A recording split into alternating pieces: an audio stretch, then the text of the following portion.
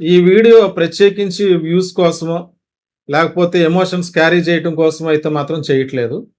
అంటే ఈ విషయం ఏంటంటే, కాకినాడ జిల్లాకు సంబంధించి తుని దగ్గర సిహెచ్ అగ్రహారం అనేటువంటి పామాయిల్ తోటలో జ్ఞానేశ్వరి అనేటువంటి 2 సంవత్సరాల పాప మిస్ అయినట్టుగా గత 4, 5 రోజులుగా మనం న్యూస్ అయితే చూస్తున్నాం. దీనికి సంబంధించి అప్డేట్స్ ఎప్పటికప్పుడు సోదరులు కొంతమంది ఇస్తూనే ఉన్నారు. ఇంకదే ఆ న్యూస్‌ని పట్టుకొని దానికి సంబంధించినటువంటి అప్డేట్స్ ఇచ్చే పనిలోనే చాలామంది సోదరులు నిమగ్నమై ఉన్నారు. 4, 5 రోజులుగా ఆ న్యూస్ అంతా కూడా ఫాలో చేస్తున్నాం. పాప క్షేమంగా వచ్చేస్తదిలే, మిస్ అయిందంటే ఒకవేళ ఎవరైనా తెలిసిన వారు తీసుకెళ్ళి ఉండొచ్చు.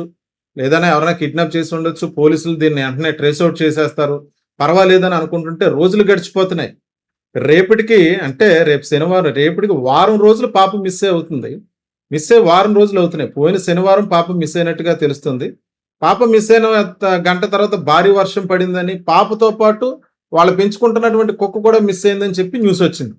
అయితే ఇప్పుడేమన్నా ఆ కుక్క ద్వారా క్లూ దొరుకుతదేమన్న ఆ కోణంలో పోలీస్ సోదరులు అందరూ అయితే మాత్రం ప్రస్తుతానికి సివియర్‌గానే దాని మీద సీరియస్‌గా తీసుకునే ఇన్వెస్టిగేషన్ అయితే చేస్తున్నారు. అయితే ఈ మధ్యలో కొన్ని న్యూసెస్ ఎలా ఉన్నాయంటే ఎమోషన్ క్యారీ చేయలేని దాని విధంగా ఉన్నాయి. దయచేసి సోదరులకు నేను విజ్ఞప్తి చేస్తున్నా. న్యూస్ ప్రెజెంట్ చేయటం చాలా గొప్ప విషయం. ఆ సమాచారాన్ని చాలా తక్కువ మంది కవర్ చేస్తున్నారు. స్టేట్‌లో ఉన్నటువంటి ఇష్యూస్ ఇది జరుగుతుండగానే అక్కడ స్టీల్ ప్లాంట్‌లో బ్లాస్టింగ్ జరగటం, ఇటువంటి ఇష్యూస్ అన్నీ జరిగాయి.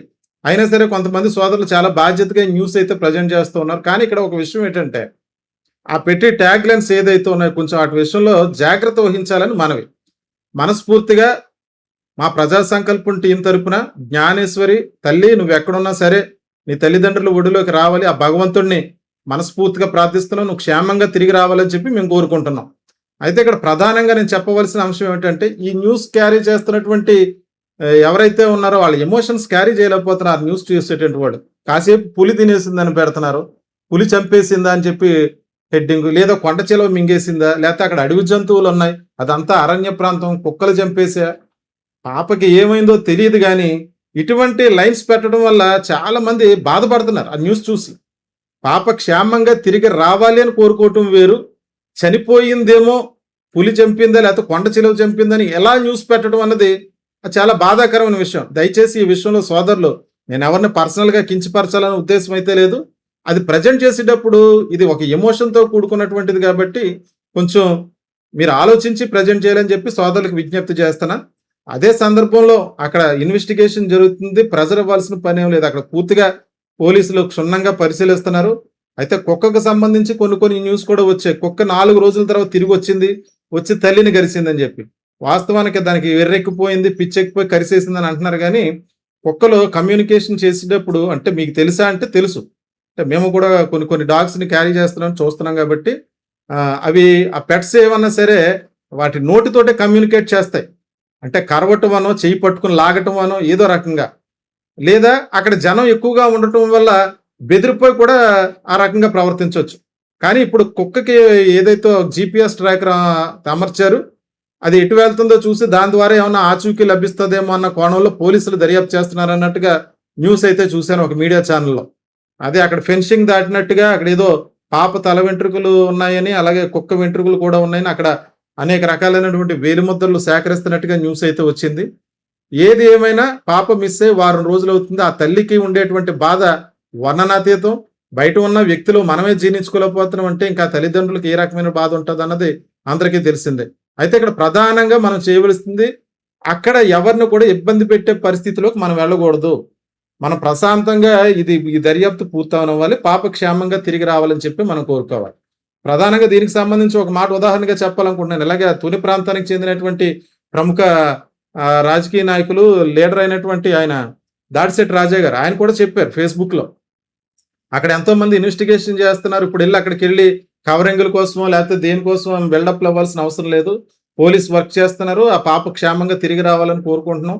ఆమె తిరిగొచ్చిన తర్వాత మేము కూడా వెళ్లి ఆ కుటుంబాన్ని పరామర్శిస్తాం అన్నట్టుగా చెప్పారు. ఈ రకమైనటువంటి బాధ్యతాయుతంగా ప్రవర్తించే విధంగా ఉండాలి తప్ప ఆయన మాటలు నిజంగా చాలా బా నచ్చాయి.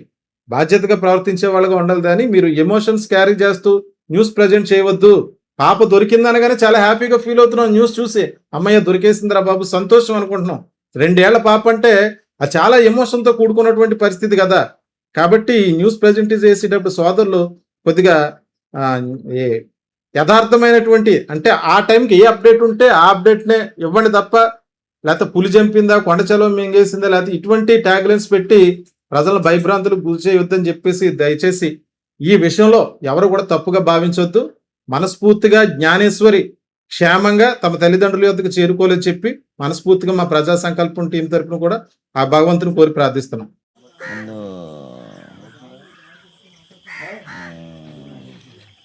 ఒక్క తాలూకా తమ్ముడు ఏడే జానకి రాముడా దూరేసి ఇలా తిప్పి అలా తిప్పి అక్కడికన్నా ఉందేమనుకున్నాను నేను. ఈ లెక్క నిన్న పాపం తీసుకెళ్ళాక ప్రయత్నించింది ఇది.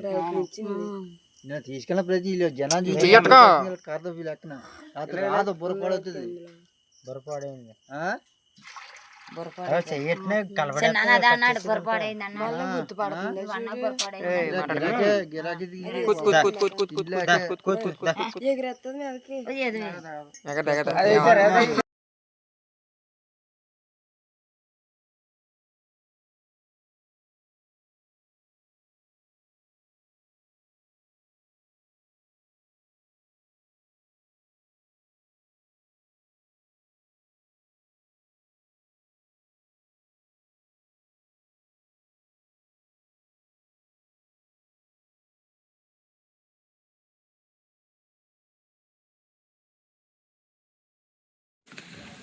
బెదిరించకండి, అలా చూడండి. బెదిరించ వర్షం వచ్చేస్తుంది. లేరా